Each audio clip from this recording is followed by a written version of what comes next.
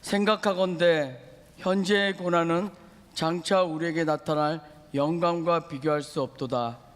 피조물이 고대하는 바는 하나님의 아들들이 나타나는 것이니 피조물이 허무한데 굴복하는 것은 자기 뜻이 아니요 오직 굴복하게 하시는 이로 말미암으니라. 그 바라는 것은 피조물로 썩어짐의 종로로 단 데서 해방되어 하나님의 자녀들의 영광의 자유에 이르는 것이니라. 피조물이 다 이제까지 함께 탄식하며 함께 고통을 겪고 있는 것을 우리가 아느니라. 그뿐 아니라 또한 우리 곧 성령의 처음 익은 열매를 받은 우리까지도 속으로 탄식하여 양자될 것 곧 우리 몸의 속량을 기다리느니라. 우리가 소망으로 구원을 얻었음에 보이는 소망이 소망이 아니니 보이는 것을 누가 바라리요. 만일 우리가 보지 못하는 것을 바라면 참으로 기다릴지니라. 이와 같이 성령도 우리의 연약함을 도우시나니 우리는 마땅히 기도할 바를 알지 못하나 오직 성령이 말할 수 없는 탄식으로 우리를 위하여 친히 간구하시느니라. 마음을 살피시는 이가 성령의 생각을 아시나니 이는 성령이 하나님의 뜻대로 성도를 위하여 간구하심이니라. 우리가 알거니와 하나님을 사랑하는 자 곧 그의 뜻대로 부르심을 입은 자들에게는 모든 것이 합력하여 선을 이루니라. 오늘 말씀의 내용 로마서 8장을 세 가지로 딱 이렇게 먼저 구분한다면, 그 첫째, 성령의 그 역사에서는 하나님의 창조의 질서가 있다 하는 겁니다. 한번 저를 따라해 보세요. 하나님은 질서로 창조하셨다. 그래서 피조물들이 막 좀 자기들이 좀 편안하고 싶고 또 이렇게 좀 복된 환경을 누리고 싶고 하지만 피조물 맘대로 되는 게 아니에요. 인간이 어떻게 하느냐에 따라서 그 피조물의 운명이 확 달라지는 거예요. 그러니까 사람이 복을 받으면 그 집의 떡반죽 그릇도, 그 집의 우양도, 그 집에 있는 모든 초목도 다 복을 받아요. 그런데 사람이 복을 받지 못하면 그 집의 우양도 병들고 그 집에서 하는 초목 그 밭도 전체가 병충해로 어려움을 당하는 거예요. 그러니까 우리는 피조물들의 그 탄식 소리를 들을 수 있어야 돼요. 야, 지금 내가 영적으로 하나님과 관계가 어떤가, 이거를 보면 피조물들의 상태가 다 이렇게 귀에 들려오는 거죠. 오늘입니까? 어저께입니까? 어저께는 우박이 쏟아졌어요. 우박 쏟아졌다고 그러죠? 우박을 보신 분? 그래도 서울에서 우박 보신 분들은 주로 강남 쪽에 사시는 분들이에요. 강남 쪽에 우박이 쏟아졌대요. 그래갖고 그걸 나중에 이렇게 제가 인터넷에 들어가서 보니까 자동차 유리창이 막 깨지고 그랬더라고요. 그 자동차 유리창 깨진 거는 우박이 워낙에 컸나 봐요. 제가 사우디에 있을 때 우박이 골프공만한 우박이 쏟아진 걸 봤거든요. 골프공만한 우박. 근데 그 우박이 탁 떨어졌어요. 저는 속으로 생각할 때 왜 하필이면 강남에 우박이 쏟아졌을까? 다른 사람들이 웃어요. 왜 강남에 우박이 쏟아져요? 여러분, 비가 안 와, 물이 쫙 말라서 저수지가 다 말라 비틀어져요. 그래도 강남 사람들은 걱정 안 해요. 왜냐하면 생수 먹으면 되지 뭐. 걱정 안 해요. 저 닭들이 조류독감에 걸려 막 죽어가요. 통닭 다 죽어도 뭐 통닭 안 먹으면 되지 뭐. 구제역 걸려 쓰러져요. 서울에 사는 사람들 이거 돼지고기 먹지 말지 뭐 이러고 넘어간다고요. 근데 그 피조물들은 막 그렇게 죽어가며 고함을 지르는 거예요. 저수지가 쫙쫙 갈라질 때 그 속에 있는 물고기들은 이러면서 막 고래고래 소리를 질러가며 죽어가는 거예요. 왜 그럴까요? 왜? 이 성경에 한번 로마서 8장을 여러분이 보신다면 거기에 이런 말씀이 있어요. 한번 여러분 19절 보세요. 19절. 피조물이 고대하는 바는 하나님의 아들들이 나타나는 것이니 피조물이 허무한데 굴복하는 것은 자기 뜻이 아니라 오직 굴복하게 하시는 이로 말미암음이라. 그 바라는 것은 피조물도 썩어짐의 종로로 탄 데서 해방되어 하나님의 자녀들의 영광의 자유에 이르는 것이니라. 쉽게 말하면 하나님이 복을 주시는 사람이 딱 등장하고 하나님이 복 주시는 그런 사람들이 사는 곳은 아주 지상낙원이 이루어져요. 근데 그러지 못하면 아주 엉망이 되는 거예요. 저 남미 같은 나라에는 막 그렇게 어렵다고 그래요. 그런데 복음이 딱 들어가면 그 지역이 흉년이 연속되던 흉년이 싹 멈춘다는 거예요. 그런데 우리나라는 예수 믿는 사람들이 이렇게 많고, 우리나라는 정말로 하나님 믿는 교회들이 그냥 강남에 바이블 벨트라고 할 만큼 십자가에 쫙 종탑들이 있고 큰 교회들이 강남에 다 모여 있는데, 하나님께서 딱 보시기에는 우리나라에 이거 하나님이 한번 흔들어야 되겠구나 생각이 들었다 하는 생각이 제게 들더라고요. 여러분은 동감이 안 되시죠? 대답을 못해. 왜냐하면 오늘 강남교구 헌금 찬양이거든요. 헌금 찬양이에요. 강남교구 헌금 찬양, 오늘 강남교구가. 그런데 헌금 찬양이지만 다른 교구에 비해서 많이 나왔느냐? 꼭 그런 건 아닌 것 같아. 그래서 오늘 강남교구만 제가 막 타켓으로 그러는 이유가 하나 있어요. 왜냐하면 평소에 많이 안 나오다가 오늘 새로운 얼굴이 몇 분 보이셨거든. 근데 여러분, 강남뿐이겠어요?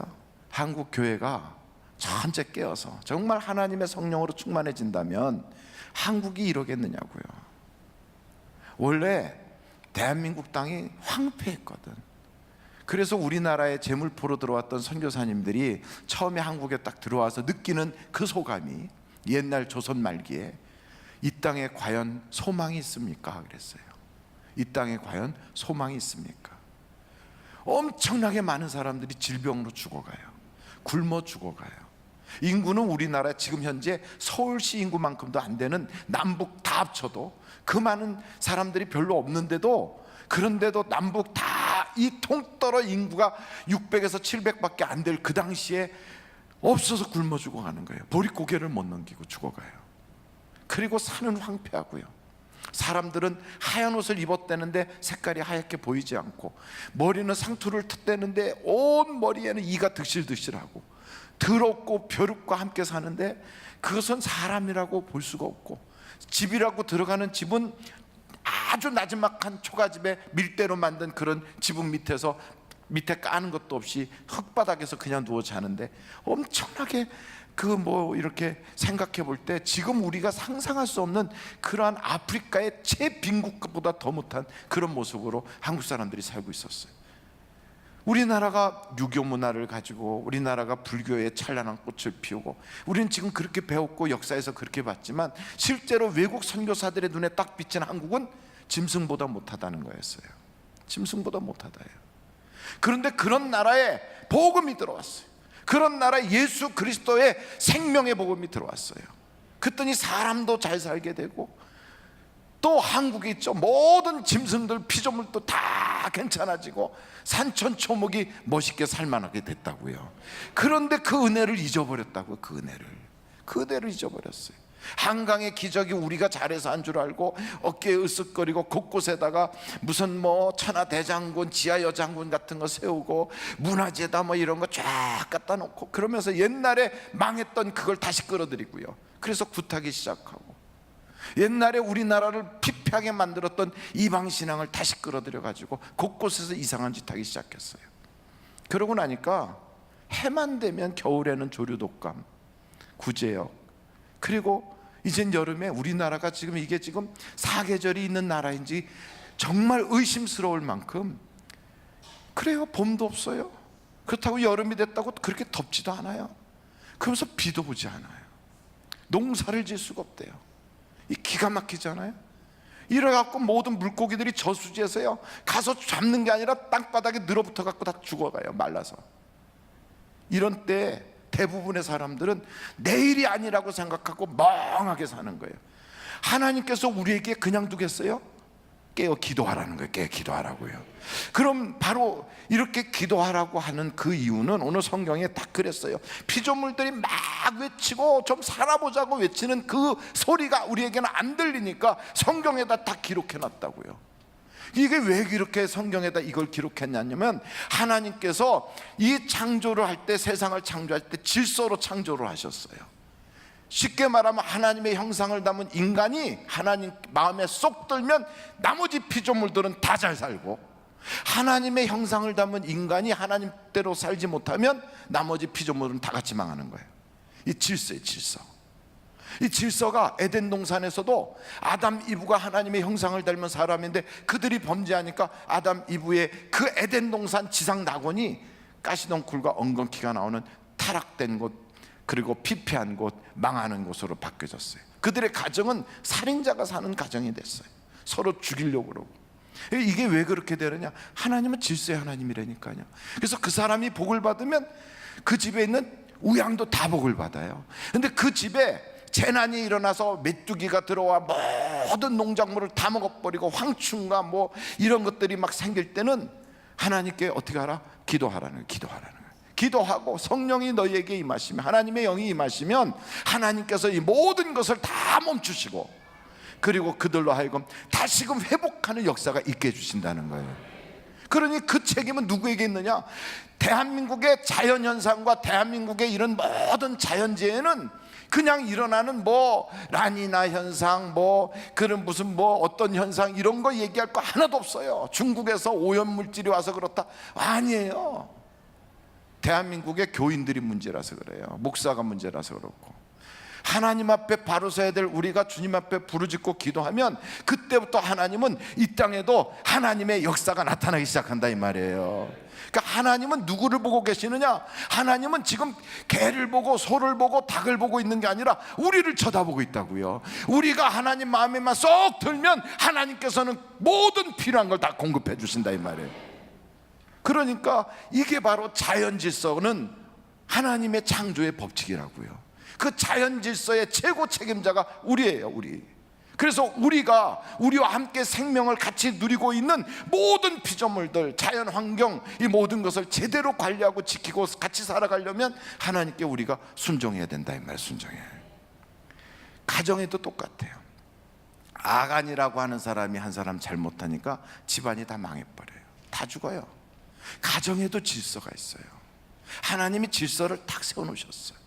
그러니까 이 질서가 딱 있어서 그 질서에 하나님이 그걸 보시고 거기다 복을 주시고 그 복이 그 가정에 넘쳐나게 하시는데, 우리는 그 복을 차단해버리면 그 복이 그 가정에 오질 못하잖아요. 오늘도 우리가 조윤소 집사님 간증을 다 들으면서 얼마나 힘들었을까, 얼마나 정말 고통의 세월을 보냈을까, 왜 그랬을까요? 그 집의 축복의 그 질서가 딱 끊어지니까 그 자식들이 고생을 하는 거예요. 그러니까 그 가족이 고생을 하는 거예요. 그 후손이 고생을 하는 거예요. 하나님은 질서의 하나님이시다 이 말이에요. 질서의 하나님. 그래서 여러분들이 이런 하나님을 우리가 안다면 이제 내 집안도 확 변화가 일어나야 되겠구나. 나오미라고 하는 여자가 사는 그 집안은 사실은요, 그 엘리멜렉이라고 하는 그 믿음의 집안이거든. 이 사람들이 하나님께 바로 섰으면 그 베들레헴에서 크게 복을 받고 잘 사는 사람들이라 더 잘 살았을 거예요. 그런데 하나님의 축복의 강가에서 떠나가지고 그 모압 지역으로 갔거든. 더 잘 살아보겠다고, 뭔가 더 크게 해보겠다고 거기로 갔어요. 순종하지 않고 갔더니 결국 어떻게 됐어요? 남편 엘리멜렉이 죽었어요. 그리고 아들 기련과 말론이 죽었어요. 남자만 3명이 다 죽었어요. 남자 3명이 다 죽었어요. 그리고 그 집에 그 엘리멜렉의 부인인 나오미 과부됐어요. 자기 아들 2명 다 거기서 장가 보냈는데 기련과 말론이 죽는 바람에 오르바하고 그리고 룻이 다 과부가 됐어요. 떼가부가 모여졌어요. 집안이 완전히 망해버렸어요. 그 저주받은 집안이 탁 됐던 그곳에 하나님께서 그들을 살리려고 저쪽에서는 하나님의 복이 임한다라고 말씀을 해주니까 그곳에서 옮겨서 베들레헴으로 돌아가잖아요. 그러니까 무슨 말이에요? 축복의 하나님의 역사가 쫙 흐르는 곳에 있지 않고 모압 땅이라고 하는 데서 하나님의 축복의 젖줄이 딱 끊어지 거기 가서 앉아있으니까 사막같이 전부 다 죽어가는데 하나님의 축복의 장소로 딱 옮기라 그러니까 말 안 듣고 오르바는 안 가. 그런데 나오미와 룻은 따라가잖아요. 그때부터 모압 여자였던 룻의 인생은 확 바뀌는 거예요. 그 집안에서 바로 다윗이 출생하고 왕가의 집안으로 달라지기 시작하는 거예요. 그러니까 하나님은 그냥 앉아있는 그 자리에서 뭉기고 있지 마라. 축복의 강가로 너의 인생을 바꿔봐라 이거예요. 바꿔봐라. 그 축복의 강이 졸졸졸 흘러가고 생수의 강이 졸졸졸 흘러가는 그 강변에만 앉으면 축복을 받게 돼 있다. 여기서 거기 메마르지 않는다고요. 근데 그걸 모르니까 자기가 이게 지금 사망의 물인지 이게 지금 이게 쓴물인지 그걸 모르는 거야. 마라같이 쓴물 거기 앉아가지고 세상물 마시면서 이것 가지고 내가 인생을 살아볼 거라고 썩은 것만 계속 먹어봐요. 결국은 같이 썩어버리는 거지. 생수를 마셔야 되는데, 남편을 5이나 두고 있었던 여자, 성경에 요한복음 4장인가 5장에 등장하는 이 여자도요, 평생을 이 남자 저 남자 만나면서 인생의 팔자를 고쳐보겠다고 그렇게 인생을 살았어요. 안 풀렸어요. 그러니까 남들 다 쉬고 있는데 혼자 나와갖고 우물에서 물 기르고 있다고요. 여자들은 대체로 때로 몰려다니거든. 교회 와서도 때로 몰려 있고요. 그래서 여자들은 셀이 잘 돼요.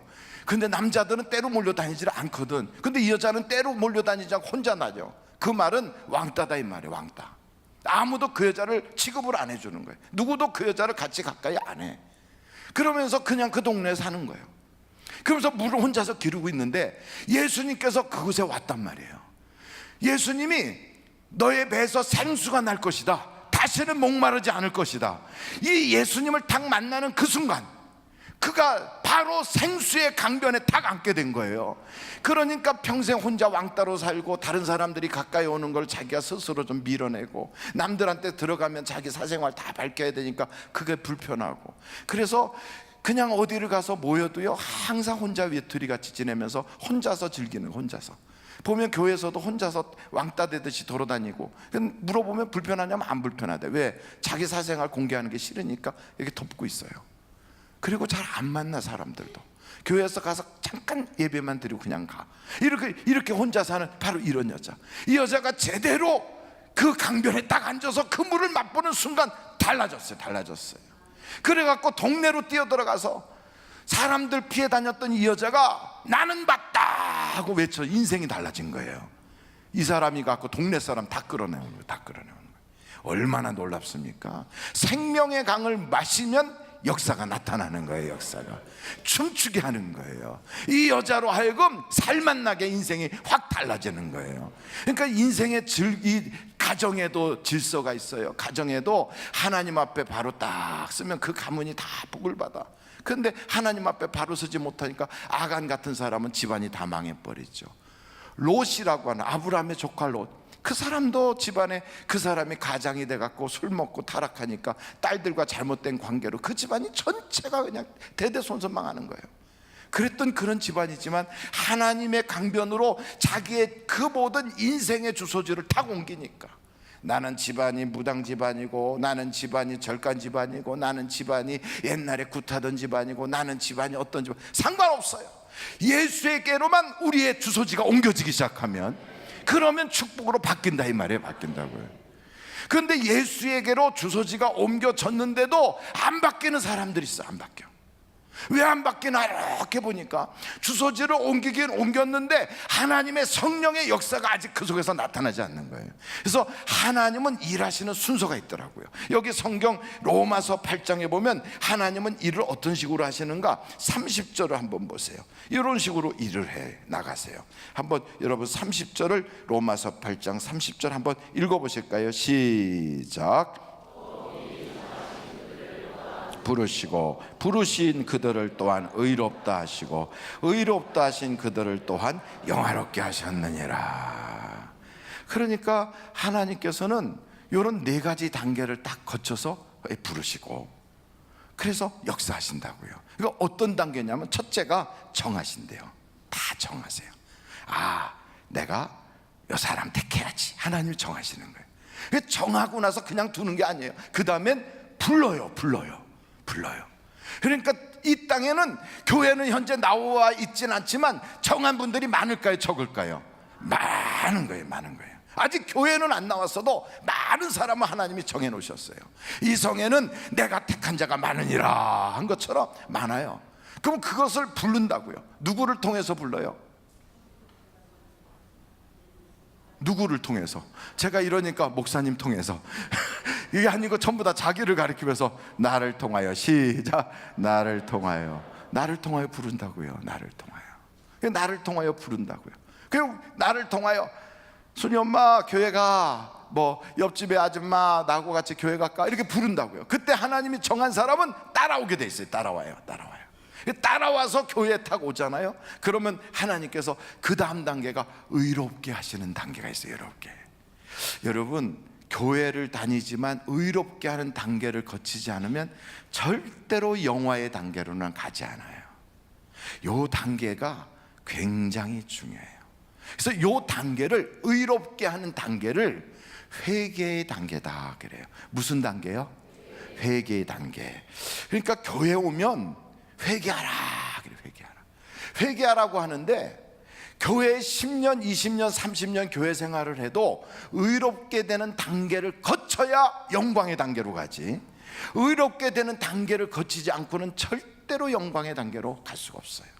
이 단계는 바뀌지도 않아요. 이거는 정하시고 부르시고 의롭다 하시고 영화롭게 하신다, 이게 순서가 다 그렇게 돼 있어요. 바뀌질 않아. 이거는 그러니까 철저하게 의롭게 돼야만 영화롭게 되는 거예요. 그 의롭게 되는 단계가 어떤 단계냐? 바로 회개의 단계. 이 회개의 단계를 다른 말로 말하면 회개하여 성령 받는 단계다 그러는 거예요. 한번 여러분 사도행전 2장으로 한번 가보겠어요. 사도행전 2장 한번 찾아보세요. 사도행전 2장에 보시면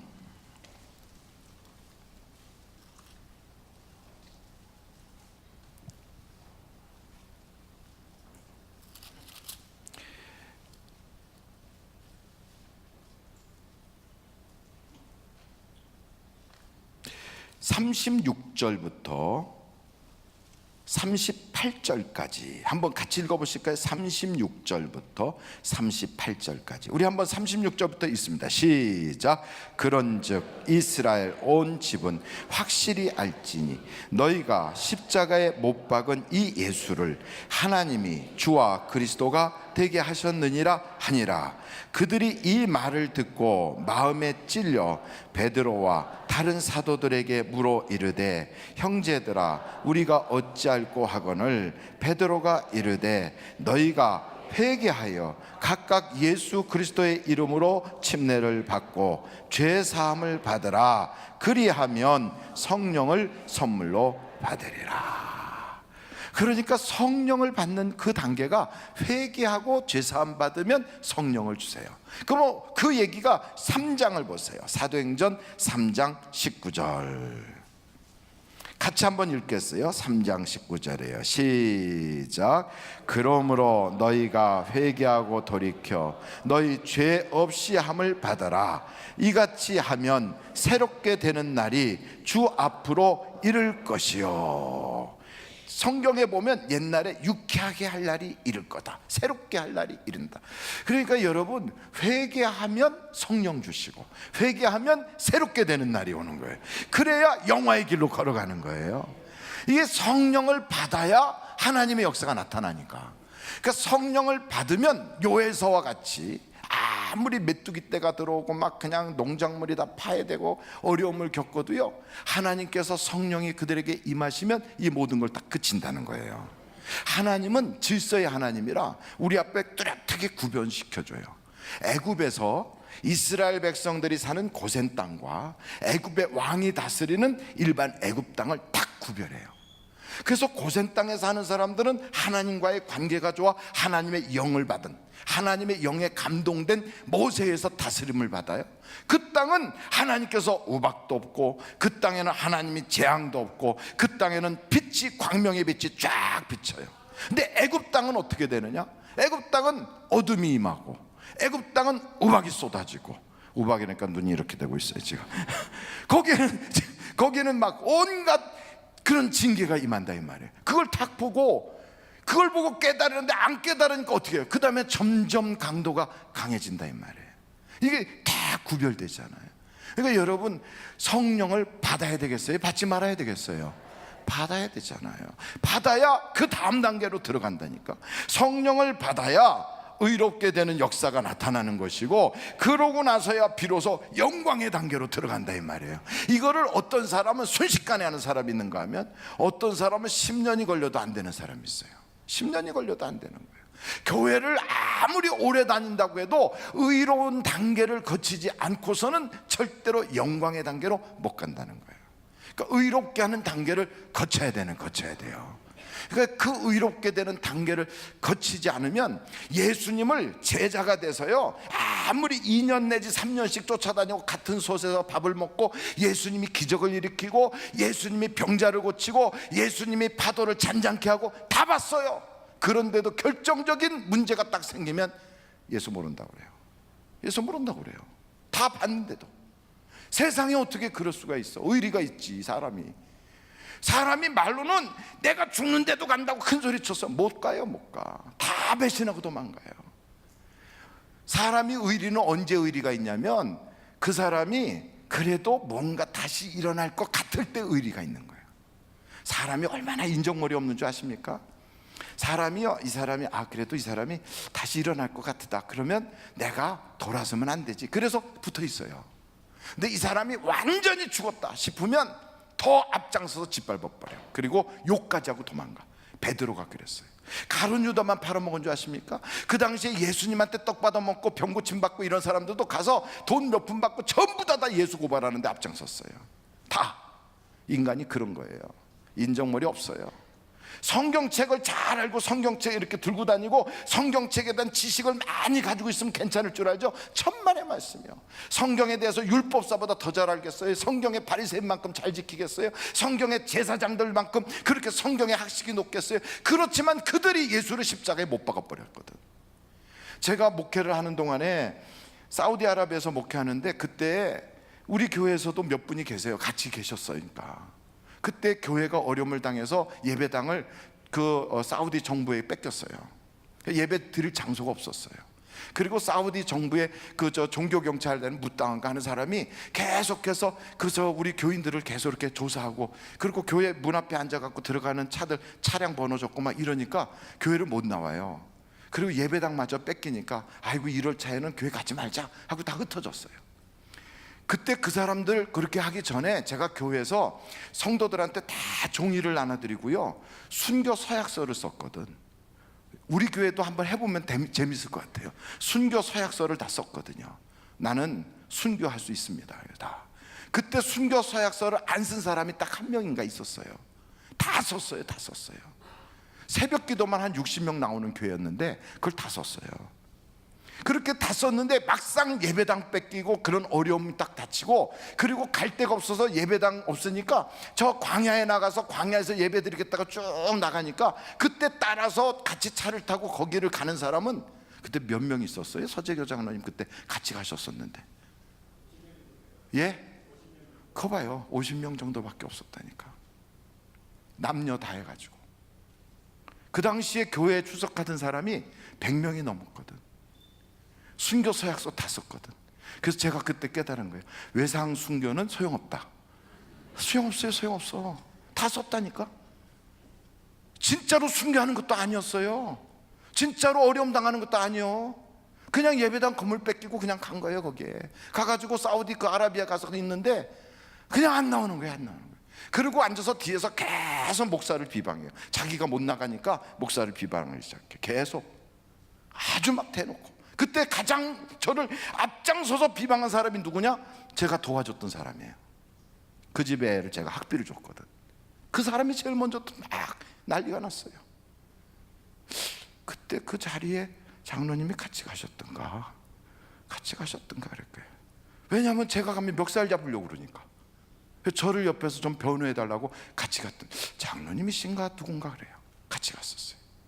그때 제가 봤어요. 인간은 인정머리가 없다. 불리해지니까. 예수 팔아먹는 정도가 아니에요. 아주 민낯을 다 봤거든. 제가 그때 아주 민낯을. 이야, 기가 막히더라고요. 그런데 성령을 받은 사람들은 안 떨어지더라고. 그때 제가 봤어요. 야, 하나님께서 예수님이 직접 성령 받으라 하고 말씀하신 것, 제자들이 가는 데마다 성령을 받으라 하고 말씀하신 이유가 뭔가를 알았다 이 말이에요. 뭔가를. 그렇게 인정머리 없이 배신하고 가고 예수님하고 같이 밥도 먹고 예수님 기적 일으키는 현장에도 있었고, 우리 교인들이 방언할 때 같이 방언하는 거 보고 와 신기하네 하고 쫓아서 구경했던 그 많은 사람들이요, 막상 교회에 어려움이 생기니까 우수수수수 다 떨어져 나가. 그리고 진짜로 성령 받은 사람만 거기 가서 있어요. 모래바람이 휙 불어가지고 그냥 밥알 위에 모래가 턱 쌓여가지고 그거 걷어내고 밥 먹으면 으득으득해요. 눈물이 핑 돌아요. 그런데도 그 자리에 앉아 있어요. 떠나질 않아요. 성령을 받으니까 예수님과 함께 할 수 있더라고요. 함께 할 수 있어요. 예수를 모른다고 돌아섰던 제자들도 성령을 받고 나니까 사람을 보고 두려워하지 않고, 감옥 가도 두렵지 않고, 죽여도 두렵지 않아. 인생이 확 달라지는 거예요. 달라져요. 성령을 받아야 의리도 생기고요, 성령을 받아야 사람 구실도 하고, 성령을 받으면 가면 죽은 자가 살아나고 병든 자가 고침을 받고, 성령을 받으면 하나님의 기적이 나타나더라 이 말이야.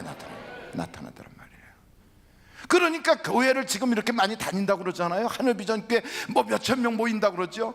근데 구경꾼들은 다 떨어진다니까. 그때 되면. 그게 구경꾼을 어떻게 떨어뜨리냐면, 밀가부터 사탄이가 옛날에 이거 있죠, 이렇게 기질하는 것처럼 이렇게 몇 번만 하면 바람 불 때 겨드는 쥐익 하고 다 날아가 버려. 교회에 구경꾼처럼 다닌 사람, 체면으로 다닌 사람, 사람 때문에 다닌 사람, 재미로 다닌 사람, 그리고 교회에 괜찮은 것 같아서 간 사람 다 날아가요. 하나님의 성령으로 내 속에 예수 그리스도의 보혈의 피로 죄 씻음을 받고, 예수 그리스도가 아니면 난 죽는다 하는 걸 확실히 믿는 사람만 딱 버티고 있어. 그때 가서. 그러니까 교회의 집사다, 장로다, 권사다, 목사다 소용없어요. 다 소용없어. 하나도 소용없더라고. 교회 다니는 사람한테 사기당했다고 그러고, 어떤 사람은 내가 교회 다니는 사람 때문에 어려움 당했다고. 저는 그렇게 물어요. 그 사람 직분이 뭐냐고 묻지 않아요. 그 사람 성령 받은 사람이냐고. 보나마나 안 받았을 거예요. 그러니까 그렇게 할 수 있어요. 얼마든지 그럴 수 있어요. 성령이 그 속에 오시면, 만약에 우리가 사업을 하다 부도 날 지경이 됐다 그러면 먼저 찾아가요. 가서 죄송합니다, 내가 사업을 잘못해가지고 이번 주 말쯤에 부도가 날 것 같은데 정말 죄송합니다, 내가 교회 장로로서 이럴 수가 없는데 부도 나게 생겼습니다. 내가 이번 주 언제쯤 부도가 나게 생겼습니다. 정말 죄송합니다. 미리 가서 얘기해줘요. 자기 거 챙겨서 도망 안 가고 직원들 다 모아놓고 미안하다, 내가 정말로 사업 잘해보려고 했는데 정말 미안하다, 내가 교회 장로로서 이럴 수는 없다, 정말 미안하다, 내 거 재산 다 털어 가지고 가라, 내가 이 땅에서 거지로 살아도 하나님 앞에 섰을 때 부끄럽지 않아야 되겠다. 정말 그래요. 그렇게 하면 가져가는 사람도 있겠지. 그러나 대부분의 사람은 내가 사업하면서 당신 같은 사람은 없더라, 내가 당신은 믿는다, 이번에 어려운 것만 넘었으면 내가 당신하고 또 거래하겠다. 더 기가 막힌 사람은 내가 도와줄게, 한번 다시 해봐라, 밀어줄게, 새롭게 시작해봐라. 일어날 수 있어요. 챙겨서 도망가려고 하지 말고 교회 장로답게 딱 하는 거예요. 왜? 성령 받았으니까. 근데 그러지 않은 사람은 도망가요. 이권에 도망가고, 체면에 도망가고, 바람에 날아가고, 겨처럼 날아가요. 하나님이 우리에게 성령 받으라 하는 건 세 가지 이익이 있어서 그래요. 성령 받아야 죄를 이길 수가 있어요. 성령 받아야 죄를 이길 수 있어요.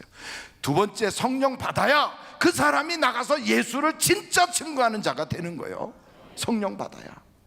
성령 받지 않으면 자기의 직분, 자기 교회에 대해서는 얘기할 수 있을지 몰라요. 그러나 예수 자랑은 평생 그 입에서 들어볼 수가 없어요. 평생 못 들어요. 예수님을 진짜 자랑할 수 있는 사람은 성령 받은 사람이에요. 마지막 세 번째, 성령을 받아야 그 성령이 내 영혼과 내 운명을 전부 다 책임져 준다 이 말이에요.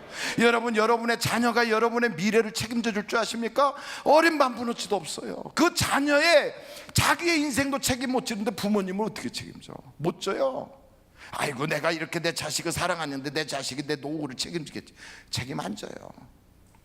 저도 아버님 여기 계시고 어머님 저기 계시지만 저보고 책임질 거냐 그러면 전 못 진다고 그럴 거예요. 절대 못 진다고 그래요. 전화도 제대로 못 하는데요, 하루에 한 번씩 전화 드리는 것도 제대로 못 해요. 잊어버리고 자꾸 그냥 넘어가면 며칠에 한 번 전하는 거예요. 며칠에 한 번. 그게 자식이에요. 자기 일이 바쁜데 언제 그러고 다녀? 책임 못 져요. 어떻게 더군다나 이 땅에 사는 동안도 책임 못 져주는데 어떻게 우리의 미래의 영혼을 책임져 줍니까? 우리의 미래의 영혼을 책임져 주실 수 있는 분은 오직 성령님밖에 없어요. 성령님밖에는. 내가 죽은 다음에 제사 드리고 뭐 혹시 재산 많이 남겨놓고 그걸 해라면 몇 번 하다가 야 거치장스럽고 불편하니까 그냥 하자. 나중에요 그런 제삿 날 되면 외국으로 다 도망가 버리고 말아요. 다 도망가요. 화장해서 어디다 넣는지도 모르고. 그런 쓸데없는 거예요. 그런 거 다. 그런 거 하지 말고 내 영혼을 진짜 책임지고 하나님 앞에 갔을 때 내가 이 사람은 책임집니다 하고 무사 통과해서 천국까지 보장해 줄 수 있는 그분에게 내 운명과 인생을 맡겨야 된다 이 말이에요. 맡겨야 돼요. 죄를 이겨요. 세상에서 모든 저주를 끊어낼 수 있다고요. 그런데 성령을 받으면 그 성령이 바로 생수가 배에서 터져 나오는 것처럼 우리의 인생의 생수의 강이래거든. 그 옆에 앉아서 그 강물을 마시는 자는 산다 이거예요. 산다 이거예요. 그래서 성경의 요한복음 6장인가에 예수님이 나를 믿는 자에게는 그 배에서 생수가 흘러 강처럼 흘러간다는 거예요. 생수의 강에서 흘러 넘치는 걸 마시고 사는 자는 그런 사람은 절대로 겨처럼 날아다니질 않아요. 복 있는 사람이 되는 거예요. 그래서 저는 이번에 성령 강림절이거든요. 성령 강림절에는 회개하면 성령 받을 수 있어요. 회개하면 성령 받을 수 있어요. 어떻게 회개합니까? 하나님, 내가 주님의 말씀을 내가 가볍게 여겼습니다. 회개할 거리예요. 하나님, 내가 정말 주님께서 나에게 주신 은혜가 너무너무 많은데도 다른 사람보다 나를 먼저 택해 주셨는데도 그거에 대한 감사보다는 늘 무거운 마음밖에 없었습니다. 그리고 교회에서 일하라면 귀찮아했습니다. 뭐든지 불편이 많았습니다. 의무로 했습니다. 하나님, 감사를 못했습니다. 얼마나 우리가 회개할 거리가 많은데요. 그 많은 회개거리를 놓고 막 회개하다 보면 나도 모르게 성령이 나를 확 휘감아서 성령이 도와주시는 기도를 하기 시작한다고. 그러고 나면요 이상하게 성령이 나를 탁 붙잡고 회개하기 시작하면 모터가 돌아가듯이 내 속에서 그냥 발전기가 돌아가는 거예요. 옛날 차량은 막 밖에서 돌리면 엔진이 돌면서 팍팍팍팍팍 하면 막 쉬지 않고 돌아가는 것처럼 성령이 내게 처음에는 내가 내 몸을 돌리듯이 회개의 기도를 막 억지로라도 하다 보면 성령께서 나를 딱 붙잡고 돌리기 시작하는 거예요. 그러면 회개 기도가 막 터져나오기 시작하면 성령의 충만함이 임하기 시작한다 이 말이에요. 그러면서 눈물 콧물이 쏟아지고 회개의 역사가 나타나고 그러고 나면 영광의 자리로 옮겨지는 거예요. 왜 같이 예수를 믿으면서 남은 간증하는데 나는 구경만 해야 되나? 나는 왜 같은 예수를 믿으면서 다른 사람은 축복받아서 베풀며 사는데 나는 그러지 못하나? 왜 같은 예수를 믿으면서 인색함 없이 하나님께 그렇게 감사로 넘치는데 나는 붙잡고도 달달달달 떨고 두려움 속에 내 미래에 대해서 걱정 근심으로 사는가? 왜 같은 예수를 믿으면서 죽음 앞에서도 두려워하지 않는데 나는 조금만 무슨 일만 있다 그러면 덜덜 떨고 그것 때문에 내가 눈물 콧물 쏟아가며 두려움의 종이 되는가? 오늘 여러분 성령 받으면 이게 다 없어져요. 질병도 떠나가기 시작해. 가난도 떠나가기 시작해. 문제도 해결되기 시작해. 하나님의 영광이 우리에게 임하기 시작한다고요. 이런 성령이 여러분에게 있으시길 간절히 바랍니다.